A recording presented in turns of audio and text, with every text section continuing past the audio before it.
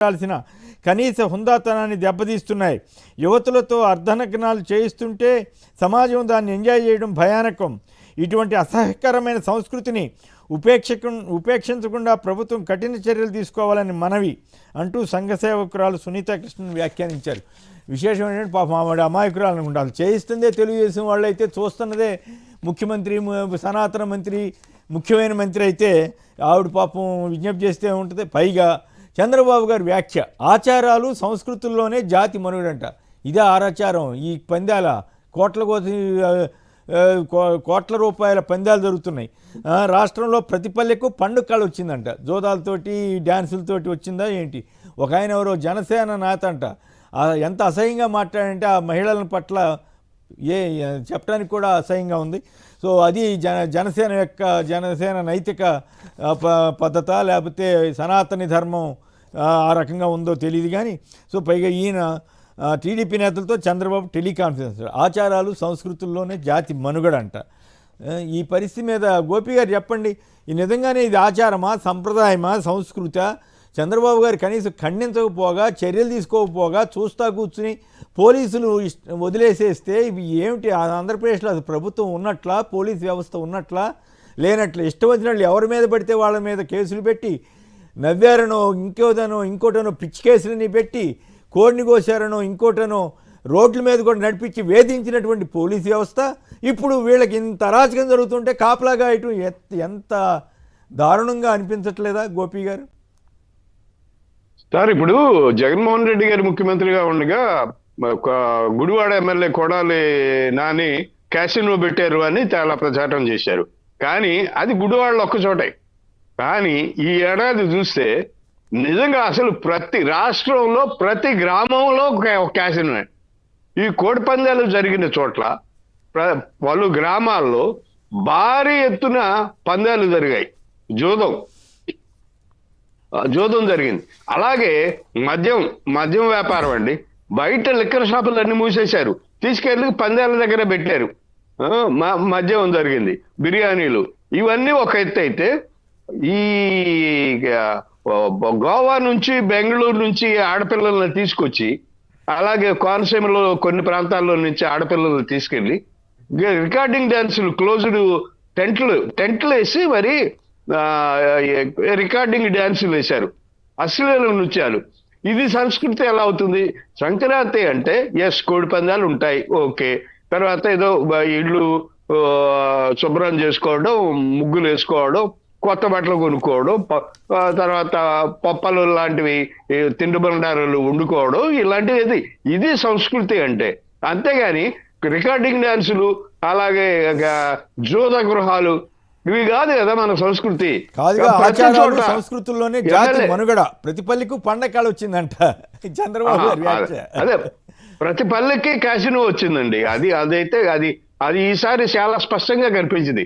ఎమ్మెల్యేలు దగ్గరుండి అధికార పార్టీ నాయకులు, కూటమిలో నాయకులు, బీజేపీ వాళ్ళు పెద్దగా ఎక్కడ కనిపించలేదు. కానీ జనసేన నాయకులు కానీ, టీడీపీ నాయకులు కానీ ప్రతి పందాలు జరిగిన ప్రతి గ్రామంలోనూ వాళ్లే పెత్తనం, వాళ్లే వసూళ్లు చేశారు. ఇవి వ్యాపారస్తులందరి దగ్గర, పందాలు ఆడే వాళ్ళ దగ్గర, జూదాలు ఆడే వాళ్ళ దగ్గర వసూళ్లు చేసి గాదెలు నింపుకున్నారు. ఇది మాత్రం చాలా దారుణంగా జరిగింది. ధర్మం, దైవం ఇదని కథ అని రకరకాలుగా చెబుతారు. ఇక్కడికి వచ్చేసరికి ఆడవాళ్ళకి ఎంత అవమానం జరిగినా కూడా, అశ్లీలం యథేచ్ఛగా సాగినా కూడా పోలీసులు పట్టించుకోకపోయినా, బెట్టింగ్ అసలు నిషేధం కదా. కోటిన్నర అని ఘనంగా రాస్తున్నారు. అది విచిత్రం ఎల్లో మీడియాలో. అది ఓడిపోయిన వాడి పరిస్థితి ఏంటి మరి? ఆ ఘనం ఏంటి? అసలు బెట్టింగ్ నిషేధం కదా. అటువంటి వాటిని కంట్రోల్ చేయాల్సిన వాళ్ళు ఎదుటి వాళ్ళ మీద రెడ్ బుక్ రాజ్యాంగం, వీళ్ళకేమో గ్రీన్ బుక్ రాజ్యాంగమా? ఇష్టం వచ్చినట్లు ఎలవ చేయటమా? ఎందుకంటే దౌర్భాగ్యం ఇంకోటి ఉంటుందో. అంత సీనియర్ నేత అయినటువంటి చంద్రబాబు నాయుడు గారు దీన్ని పైగా ఆచారం సంస్కృతిని సమర్థించుకోవడం పరోక్షంగా. అదేనండి, ప్రతి గ్రామంలో కూడా అశ్లీల నృత్యాలు జరగడం, దానికి టికెట్లు పెట్టడం, టికెట్లు వసూలు చేసేయడం, ఆ డబ్బులు ఎమ్మెల్యేలు, అధికార పార్టీ నాయకులు జేబుల్లో వేసుకోవడం మనం చాలా స్పష్టంగా చూసాం. ఇది చాలా చోట్ల జరిగింది. ఒక్కొక్క నియోజకవర్గంలో కనీసం 4 మండలాలు ఉంటే మండలానికి ఒక 15 గ్రామాలు, 20 గ్రామాలు ఉంటాయండి. ప్రతి గ్రామంలో కూడా దాదాపుగా నాకు తెలిసి ప్రతి 3 గ్రామాలకి ఒక చోట ఈ కోడి పందాలు జరిగాయి.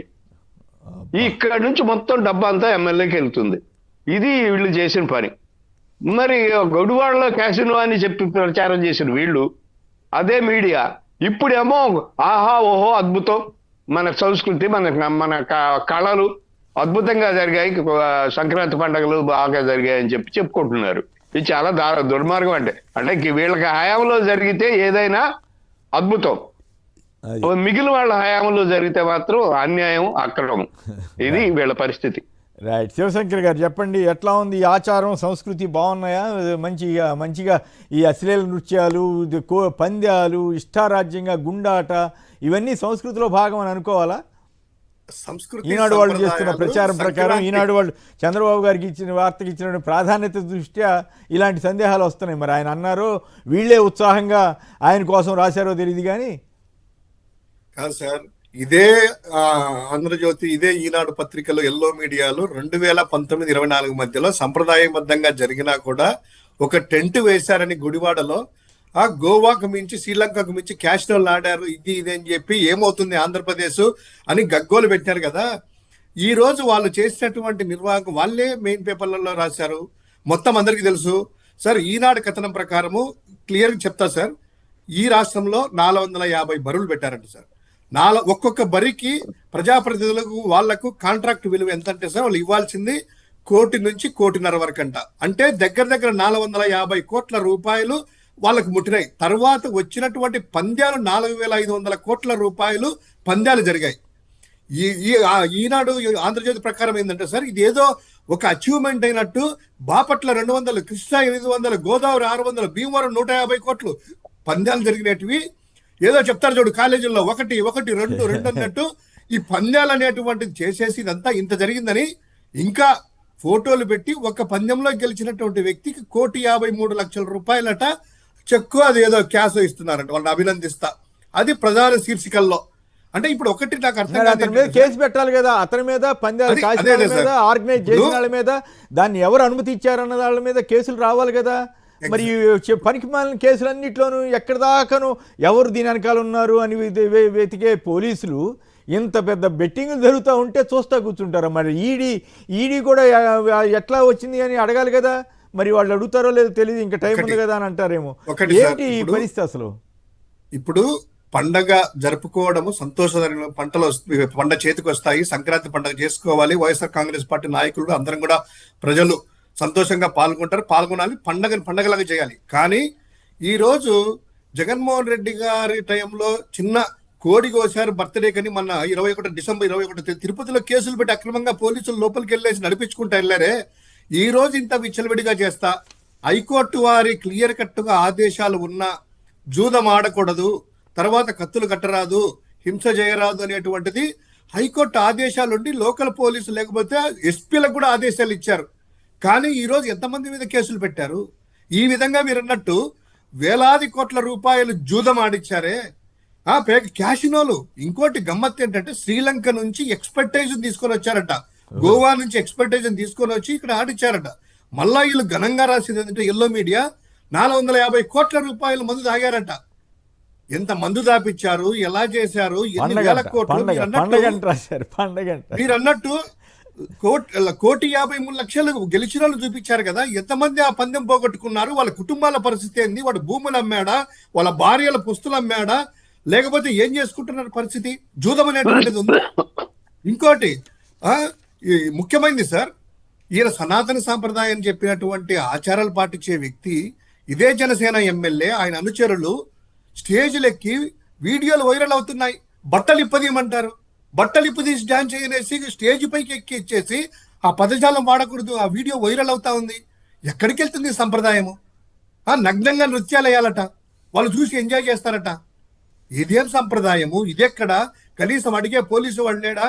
ఏమైనా జూదం రాసి ఏ విధంగా బాధ్యత లేకుండా ఉండేటువంటి ఈ యొక్క వ్యవస్థ, పోలీసు వ్యవస్థ, జగన్మోహన్ రెడ్డి గారికి సంబంధించిన వాళ్ళు, వైఎస్ఆర్ కాంగ్రెస్ పార్టీ వాళ్ళు సోషల్ మీడియాలో పోస్టులు పెట్టానో, లేకపోతే బర్త్డే కేక్ కట్ చేసుకున్నారనో, లేకపోతే కోడిని కోసుకున్నారని చెప్పి నానా కేసులు పెట్టి రోడ్ల మీద నడిపిస్తున్నారు కదా. హోంమంత్రి అనిత గారు వచ్చి చెప్పారు కదా, ఒక చూపిస్తాము ఎలా ఉంటుందో మా యొక్క గవర్నెన్స్ అనేటువంటిది నడిపిస్తామన్నారు కదా.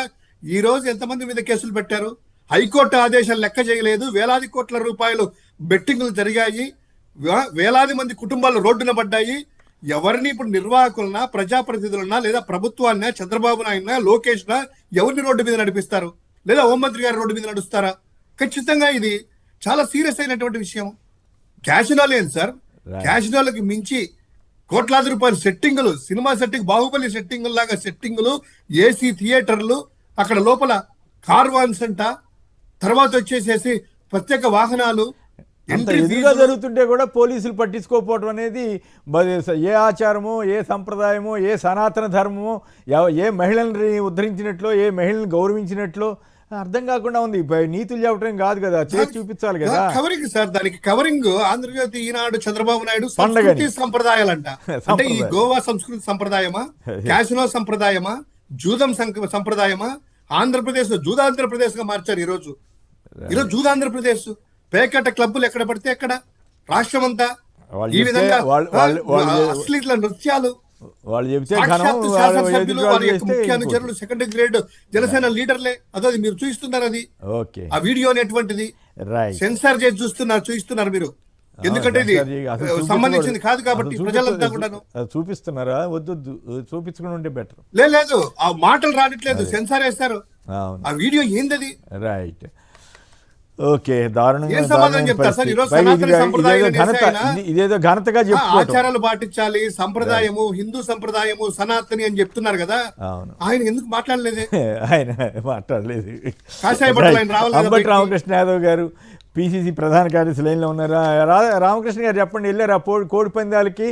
ఇది పండగ అంట, ఆచారం అంట, సంస్కృతి అంట, సంస్కృతిలో ఇవన్నీ ఉంటాయా?